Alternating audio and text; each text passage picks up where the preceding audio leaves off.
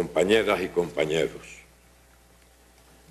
me corresponde realizar las conclusiones de el primer periodo ordinario de sesiones de la 8ª legislatura de la Asamblea Nacional, marco en el cual, cumpliendo lo acordado, nuestros diputados recibieron una amplia explicación acerca del desempeño de la economía en el primer semestre, así como la marcha de la implementación de los lineamientos de la política económica y social del Partido y la Revolución, asuntos que previamente fueron analizados en la reunión del Consejo de Ministros, efectuada el 28 de junio y en el 7º pleno del Comité Central el pasado lunes.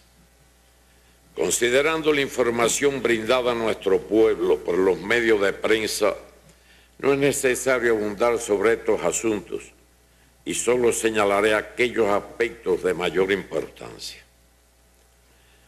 La economía nacional ha continuado mostrando un comportamiento positivo en medio de las tensiones externas, los daños ocasionados por el huracán Sandy y nuestras propias insuficiencias.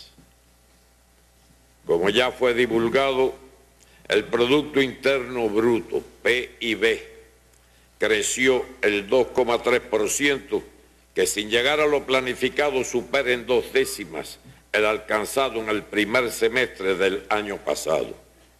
Cierto es que todavía el comportamiento del PIB no se nota en la economía de la familia cubana promedio.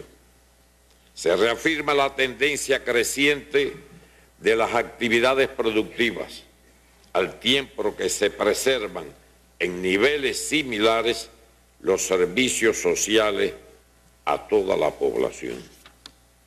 También los diputados recibieron una detallada panorámica de la marcha de la implementación de los lineamientos de la política económica y social del Partido y la Revolución, aprobado por el 6º Congreso, proceso que constituye la principal tarea de todos, por cuanto de su éxito dependerá la preservación y el desarrollo del socialismo en Cuba. Un socialismo próspero y sostenible que a la vez que ratifica la propiedad social, como ya explicó el compañero Murillo, sobre los medios fundamentales de producción, reconoce el papel de otras formas de gestión no estatales, reafirma la planificación como instrumento indispensable en la dirección de la economía, sin negar la existencia del mercado. Deseo reiterar la convicción de que en este frente de significación estratégica ha continuado el avance y ya comienzan a observarse los primeros resultados alentadores, aunque también es verdad que falta un largo y complejo camino para actualizar nuestro modelo económico y social, asegurando el apoyo mayoritario de la población a este proceso, lo cual excluye la utilización de terapias de choque y el desamparo de millones de personas que caracterizan a las políticas de ajuste aplicadas en los últimos años en varias naciones de la rica Europa, como les decíamos hace un momento. El fenómeno de la dualidad monetaria constituye uno de los obstáculos más importantes para el progreso de la nación. Y tal como señala el lineamiento número 55, deberá avanzarse hacia la unificación teniendo en cuenta la productividad del trabajo. El propio lineamiento reconoce la complejidad de este propósito, que exigirá una rigurosa preparación y ejecución tanto en el plano objetivo como subjetivo. Sobre el particular, puedo comunicarles que han proseguido los estudios para la supresión de la dualidad monetaria de forma ordenada e integral, lo cual nos permitirá acometer transformaciones de mayor alcance y profundidad en materia de salarios y pensiones, precios y tarifas, subsidios y tributos.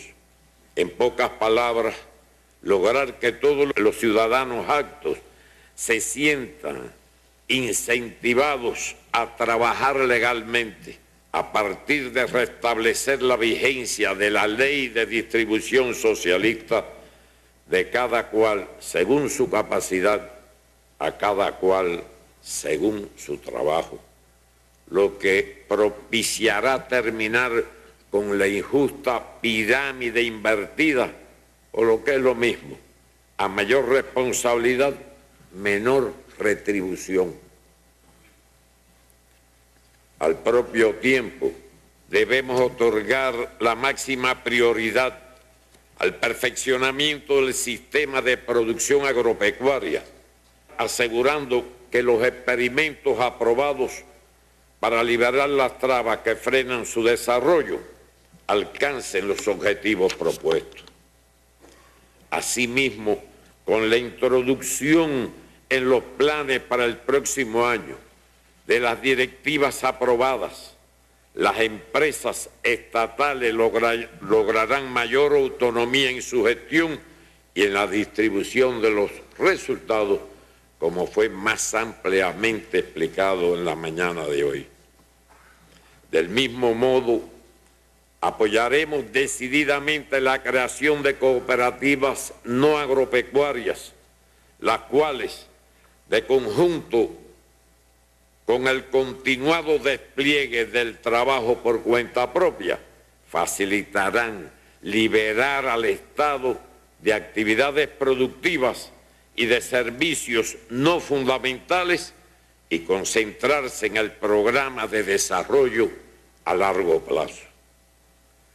La implementación de los lineamientos lleva implícita la necesidad de evaluar sistemáticamente los efectos de los cambios que han venido introduciendo y corregir con prontitud cualquier desviación. También demanda el establecimiento de un clima permanente de orden, disciplina y exigencia en la sociedad cubana, premisa imprescindible para consolidar el avance de la actualización del modelo económico y no admitir retrocesos contraproducentes.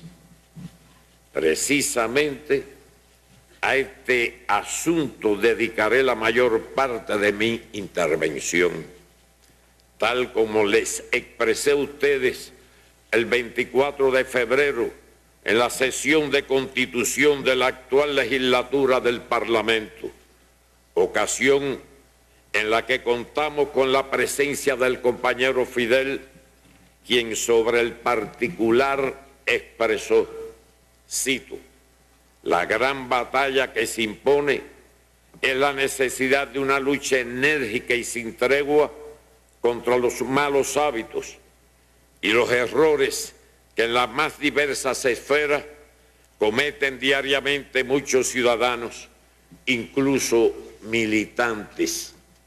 Fin de la cita. Este tema no resulta agradable para nadie, pero me atengo al convencimiento de que el primer paso para superar un problema de manera efectiva es reconocer su existencia en toda la dimensión y hurgar en las causas y condiciones que han propiciado este fenómeno a lo largo de muchos años.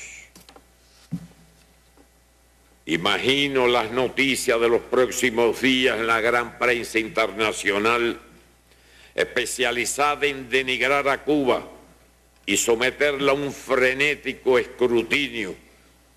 Ya nos hemos acostumbrado a vivir bajo el asedio y no debemos restringirnos a debatir con toda crudeza la realidad.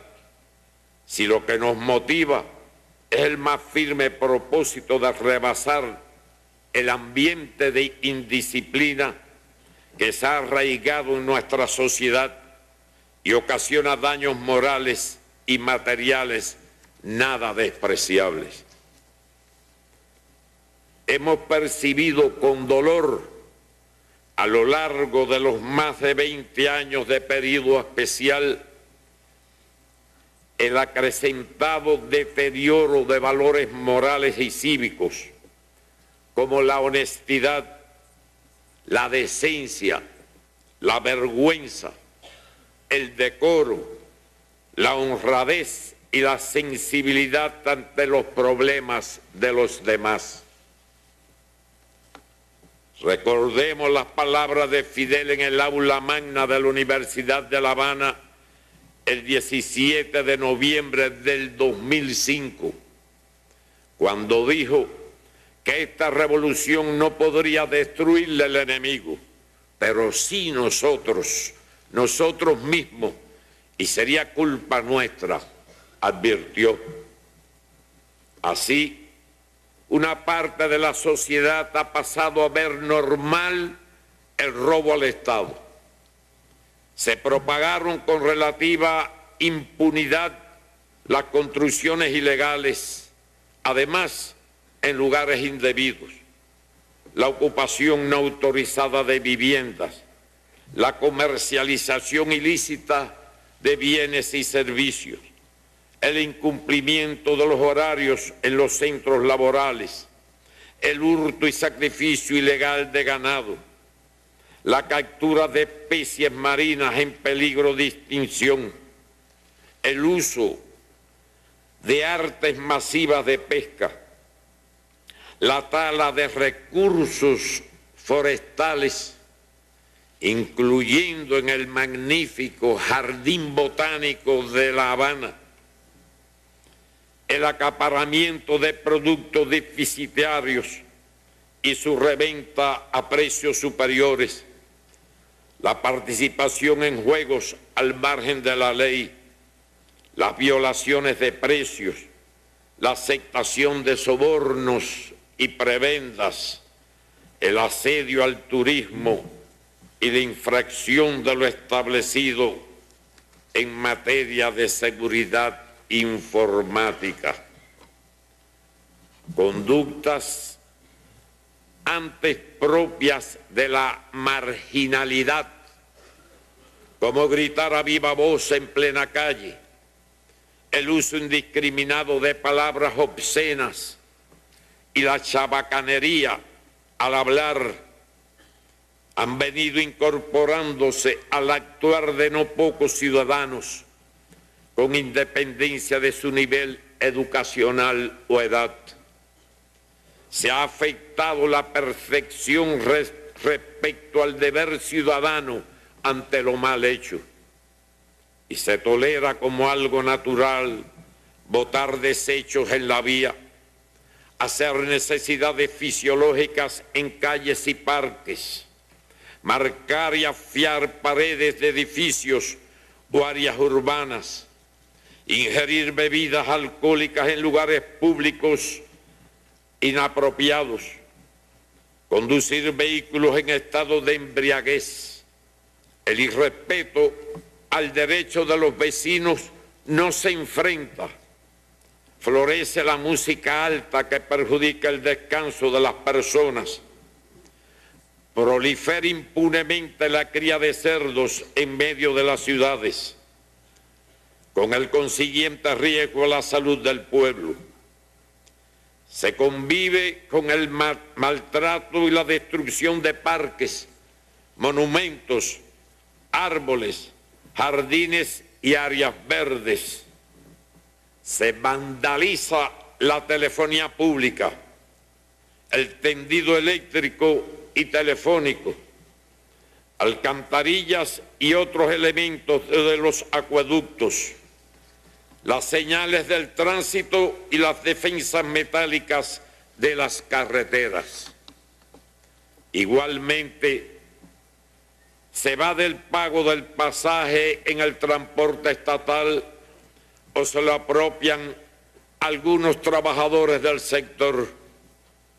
Grupos de muchachos lanzan piedras a trenes y vehículos automotores, una y otra vez en los mismos lugares. Se ignoran las más elementales normas de caballerosidad y respeto hacia los ancianos, mujeres embarazadas, madres con niños pequeños e impedidos físicos.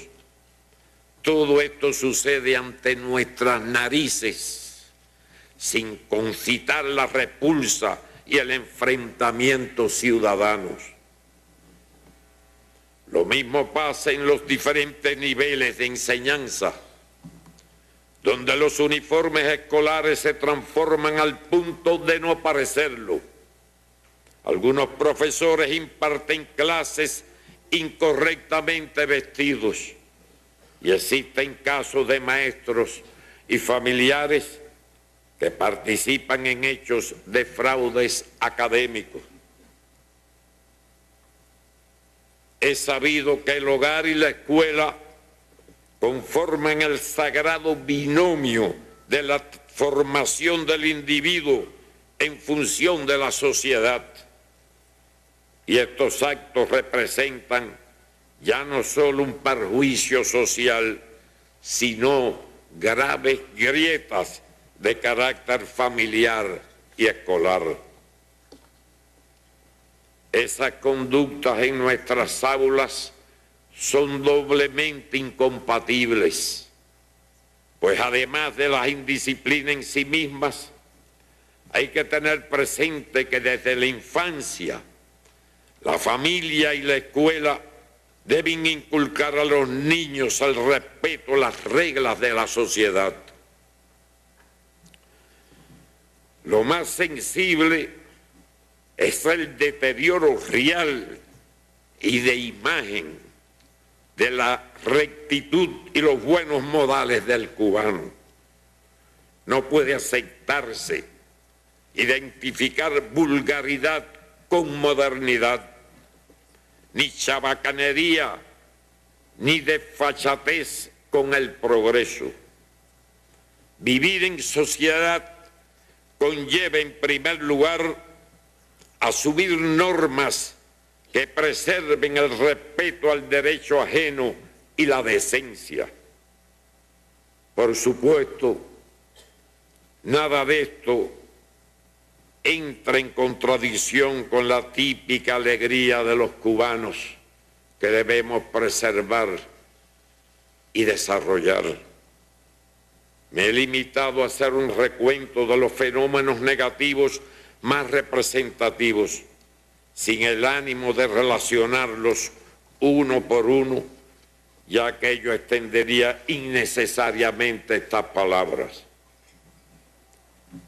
Con el concurso del partido y los organismos del gobierno, se efectuó un primer levantamiento que arrojó 191 manifestaciones de este tipo.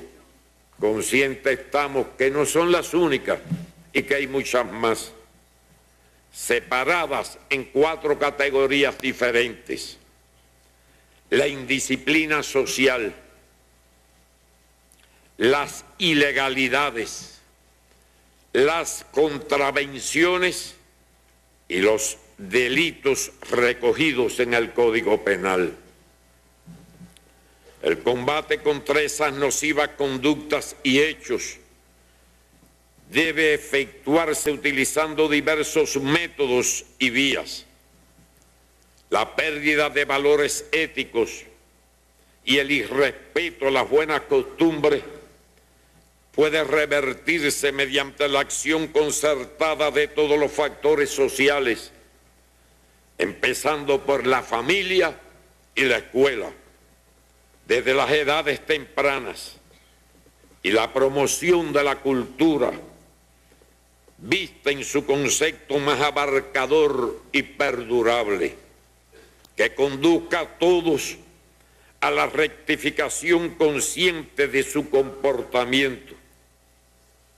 Este será, no obstante, un proceso complejo que tomará bastante tiempo. el delito, las ilegalidades y las contravenciones se enfrentan de manera sencilla o más sencilla, haciendo cumplir lo establecido en la ley. Y para ello, cualquier Estado, con independencia de la ideología, cuenta con los instrumentos requeridos, ya sea mediante la persuasión o en última instancia, si resultase necesario, aplicando medidas coercitivas. Lo real es que se ha abusado de la nobleza de la revolución de no acudir al uso de la fuerza de la ley, por justificado que fuera, privilegiando el convencimiento y el trabajo político, lo cual debemos reconocer que no siempre ha resultado suficiente.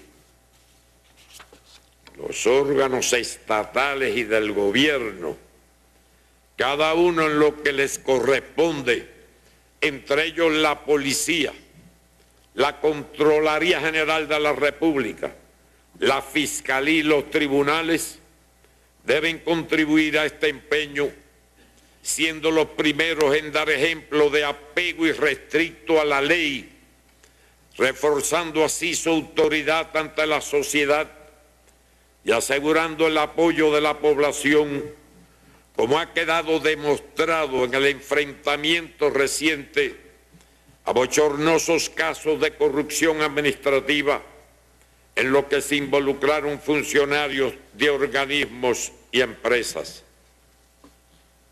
Es hora ya de que los colectivos obreros y campesinos, los estudiantes, jóvenes, maestros y profesores, nuestros intelectuales y artistas, periodistas, las entidades religiosas, las autoridades, los dirigentes y funcionarios a cada nivel, en resumen, todas las cubanas y cubanos dignos, que constituyen indudablemente la mayoría, hagan suyo el deber de cumplir y hacer cumplir lo que está establecido, tanto en las normas cívicas como en leyes, disposiciones y reglamentos. Cuando medito sobre estas lamentables manifestaciones, pienso que a pesar de las innegables conquistas educacionales alcanzadas por la revolución y reconocidas en el mundo entero por los organismos especializados de las Naciones Unidas, hemos retrocedido en cultura y civismo ciudadanos. Tengo la amarga sensación de que somos una sociedad cada vez más instruida, pero no necesariamente más culta. En tal sentido,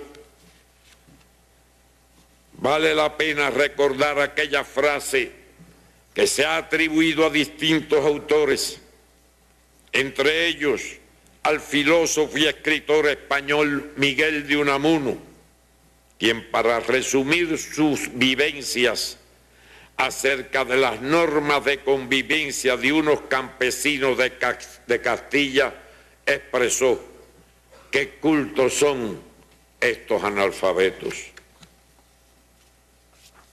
Nada es más ajeno a un revolucionario que la resignación, o lo que es lo mismo, la rendición ante las dificultades. Por tanto, lo que nos corresponde es levantar el ánimo y el espíritu de combate, enfocarnos en la gigantesca y paciente tarea de revertir la situación creada. En mi criterio, el denominador común de todo este fenómeno ha sido y es la falta de exigencia de los encargados de hacer cumplir lo establecido, la ausencia de sistematicidad en el trabajo a los diferentes niveles de dirección y el irrespeto, en primer lugar, por las entidades estatales de la institucionalidad vigente, lo cual, por otra parte, menoscaba su capacidad y autoridad para exigir a la población que se atenga a las regulaciones existentes. Por solo citar un ejemplo, ¿cuántas violaciones de las normativas de planificación física han sido detectadas en el sector estatal a lo largo y ancho del país? Algunas de ellas denunciadas en la prensa. Hay que reforzar, como ya lo estamos haciendo, el orden y la disciplina en todos los organismos del gobierno. Al propio tiempo, los dirigentes desde las instancias nacionales hasta la base deben abandonar la pasividad y la inercia en su conducta. Deben dejar de mirar al otro lado cuando el problema está aquí, a la derecha, para no verlo. Basta ya el miedo a buscarse problemas en el cumplimiento de nuestros deberes y asumir como propia una mentalidad de orden, disciplina y exigencia, sin temor a buscarse problemas por reclamar el cumplimiento de lo establecido. El enfrentamiento a la indisciplina social no puede convertirse en una campaña más, sino en un movimiento permanente, cuya solución dependerá de la capacidad de movilizar a la población y a los diferentes actores de cada comunidad, sin excluir a nadie, con rigor e intencionalidad política. Hagamos balance de la fuerza con que cuenta la revolución y comprenderemos que son más que suficientes para alcanzar el éxito.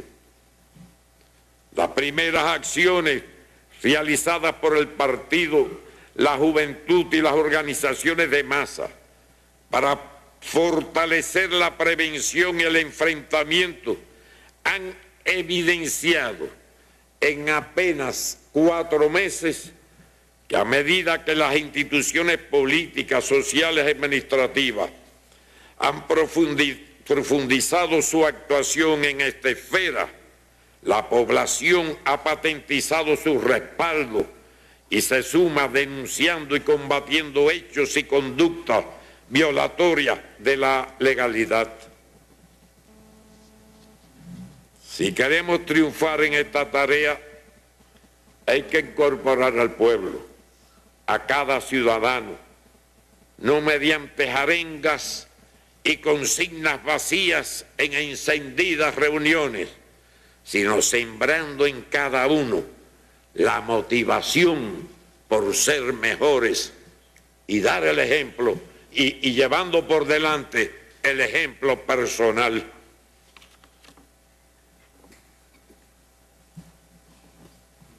Ese era el tema central de mis palabras, aprobadas por el Buró Político en esta mañana de hoy.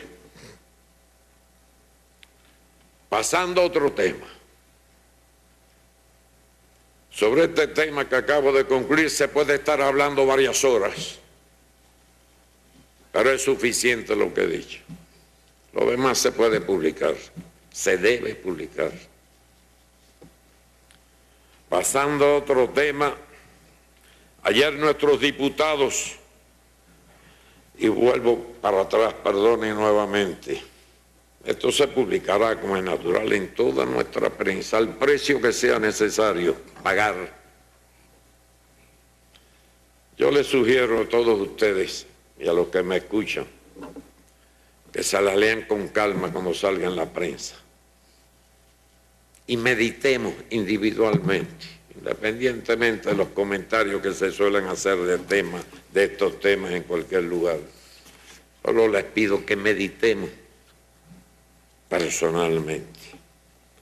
Pasando a otro tema, decía, Ayer nuestros diputados emitieron un llamamiento a todos los parlamentos del mundo y a las personalidades comprometidas con la justicia para que reclamen a las autoridades de Estados Unidos la liberación y el regreso inmediato de Gerardo, Ramón, Antonio y Fernando, quienes el próximo 12 de septiembre cumplirán 15 años de injusta prisión.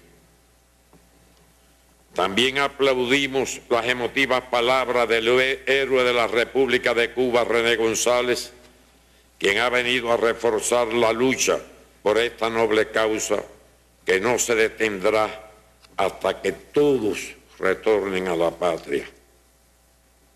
Finalmente, debo expresar que las recientes revelaciones del ciudadano norteamericano Edward Snowden permitieron confirmar la existencia de sistemas de espionaje global de los Estados Unidos que violan la soberanía de las naciones, incluso de sus aliados, y los derechos humanos.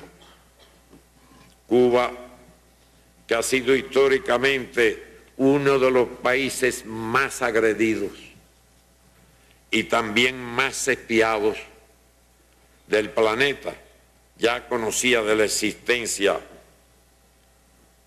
de estos sistemas de espionaje.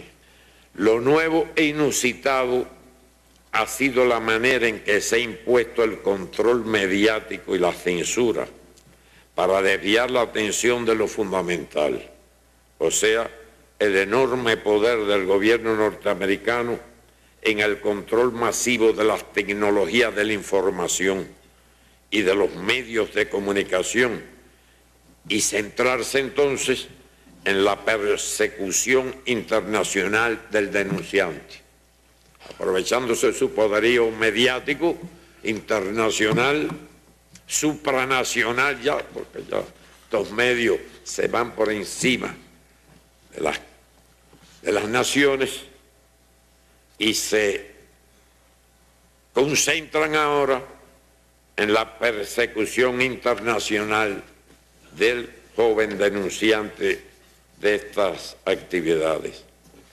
Las amenazas de aplicar medidas económicas contra Ecuador y la acción concertada de varios países europeos para impedir el sobrevuelo o aterrizaje del presidente Evo Morales demuestran que vivimos en un mundo en el que los poderosos se sienten en condiciones de violentar el derecho internacional, vulnerar la soberanía de los estados y pisotear los derechos de los ciudadanos.